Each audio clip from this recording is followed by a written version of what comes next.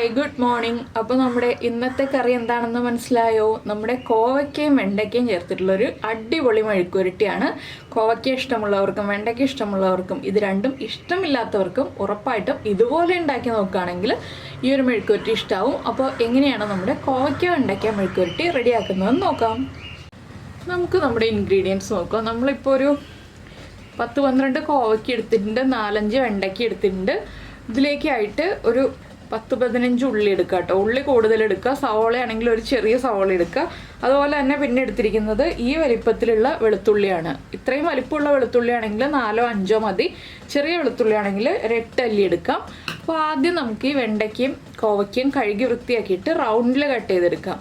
നമ്മളെപ്പോഴും കോവയ്ക്ക നീളത്തിൽ കട്ട് ചെയ്തിട്ടാണ് മെഴുക്കുവരട്ടി ഉണ്ടാക്കുക. വെണ്ടയ്ക്കയുടെ കൂടെ മെഴുക്കുവരട്ടി ഉണ്ടാക്കുമ്പോൾ നീളത്തിലല്ല, റൗണ്ടിൽ കട്ട് ചെയ്തെടുക്കുക. ഉള്ളിയും വെളുത്തുള്ളിയും എല്ലാം ചതച്ചെടുക്കുക.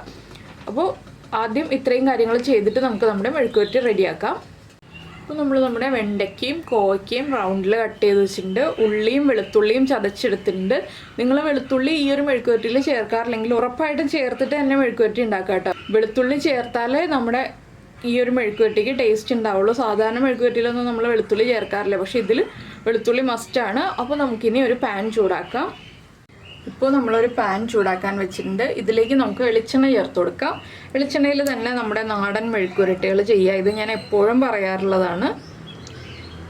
കുറച്ച് വെളിച്ചെണ്ണ വേണം കേട്ടോ. എന്താണെന്ന് വെച്ചിട്ടുണ്ടെങ്കിൽ നമ്മൾ ഈ ഒരു മെഴുക്കുവരട്ടി കംപ്ലീറ്റ് വെളിച്ചെണ്ണയിലാണ് വഴറ്റി കുക്ക് ചെയ്തെടുക്കുന്നത്. നമ്മുടെ വെളിച്ചെണ്ണ ഇപ്പോൾ നന്നായിട്ട് ചൂടായി വന്നിട്ടുണ്ട്. നമുക്കിതിലേക്ക് 1 ടീസ്പൂൺ കടുക് ചേർത്ത് കൊടുക്കാം. കടുകൊന്ന് പൊട്ടി തുടങ്ങട്ടെ.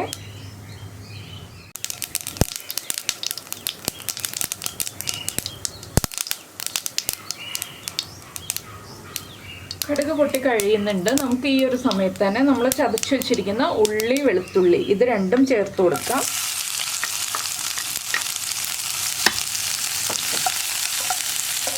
ഇനി ഇതിലേക്ക് നമ്മൾ ചേർക്കാൻ പോകുന്നത് മഞ്ഞൾപ്പൊടിയാണ്. ഒരു 1/2 ടീസ്പൂൺ മഞ്ഞൾപ്പൊടി.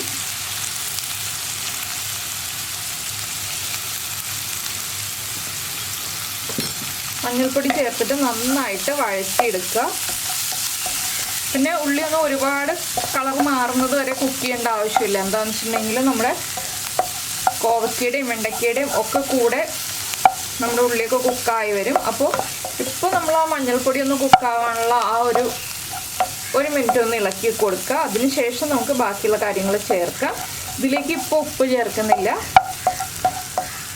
ഇപ്പോൾ ലോ ഫ്ലെയിമിൽ വെച്ചിട്ടാണ് ഞാനിപ്പോൾ നമ്മുടെ മഞ്ഞൾപ്പൊടി ചേർത്തിട്ടുള്ളത്. മുളക് പൊടി ഇപ്പോൾ ചേർക്കുന്നില്ല കേട്ടോ. നിങ്ങൾക്ക് ചതച്ച മുളക് ചേർക്കാം, ഇല്ലെങ്കിൽ മുളക് പൊടി ചേർക്കാം. രണ്ടിൽ ഏത് ചേർത്താലും ടേസ്റ്റ് തന്നെയാണ്. ഇപ്പോൾ നമ്മുടെ ഉള്ളിയൊക്കെ ഒന്ന് വഴന്ന് വരുന്നുണ്ട്. നമുക്കിനി ഇതിലേക്ക് ഈ ഒരു സ്റ്റേജിൽ തന്നെ നമ്മൾ കട്ട് ചെയ്ത് വെച്ചിരിക്കുന്ന കോവയ്ക്ക ആദ്യം ചേർത്ത് കൊടുക്കാം.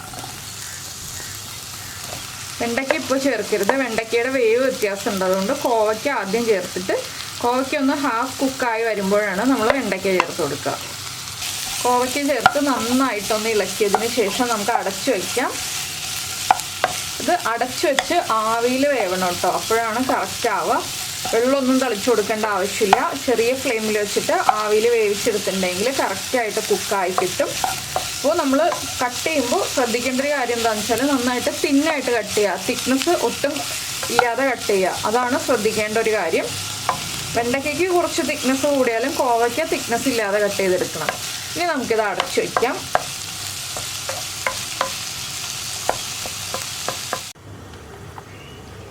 ഇനിയിപ്പോൾ നമ്മുടെ കോവയ്ക്ക കുക്കായി വരട്ടെ. ഒരു 5 മിനിറ്റ് നമ്മൾ ലോ ഫ്ലെയിമിൽ വെച്ചിട്ട് ഇടയ്ക്ക് 1-2 പ്രാവശ്യം ഒന്ന് ഇളക്കി കൊടുക്കണം. 5 മിനിറ്റ് അടച്ചു വെച്ചാൽ മതി. അതിനുശേഷം നമുക്ക് ബാക്കിയുള്ള കാര്യങ്ങളൊക്കെ ചേർത്ത് കൊടുക്കാം. ഇപ്പോൾ കുക്കായി വരട്ടെ. നമ്മുടെ കോവയ്ക്ക് ഇപ്പോൾ അടച്ചു വെച്ചിട്ട് ഒരു 5 മിനിറ്റ് ആയിട്ടുണ്ട്. ഞാൻ ഇളക്കി കൊടുത്തില്ല കേട്ടോ. ഇളക്കി കൊടുക്കണം എന്ന് പറഞ്ഞെങ്കിൽ ഞാൻ വേറെ ജോലികൾ ചെയ്തു വന്നപ്പോൾ ഇളക്കി കൊടുത്തില്ല. ഞാൻ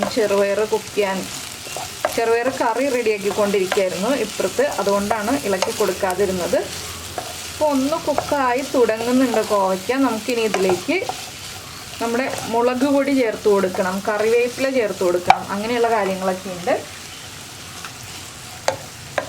ഇപ്പോൾ മുളക് പൊടി ഞാൻ കാശ്മീരി ചില്ലി പൗഡറാണ് ചേർക്കുന്നത്. 1.5 ടീസ്പൂണാണ് ചേർക്കുന്നത്.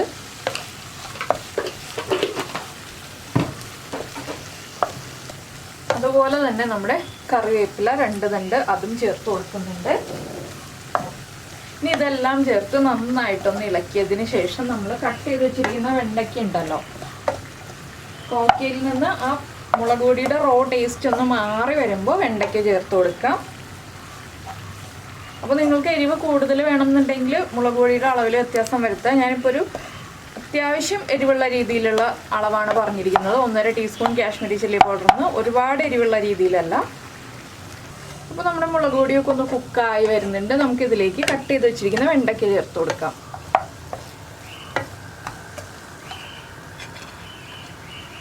ഇനി വെണ്ടയ്ക്കയും ചേർത്ത് ഒന്ന് ഇളക്കിയതിന് ശേഷം നമ്മളിപ്പോൾ ഉപ്പ് ചേർത്തിട്ടില്ല നമ്മുടെ മെഴുക്കുവരട്ടിയിലേക്ക്. ഇനി നമുക്ക് ഉപ്പ് ചേർത്ത് കൊടുക്കാം. കോവയ്ക്കും വെണ്ടയ്ക്കും ആവശ്യമായിട്ടുള്ള ഉപ്പും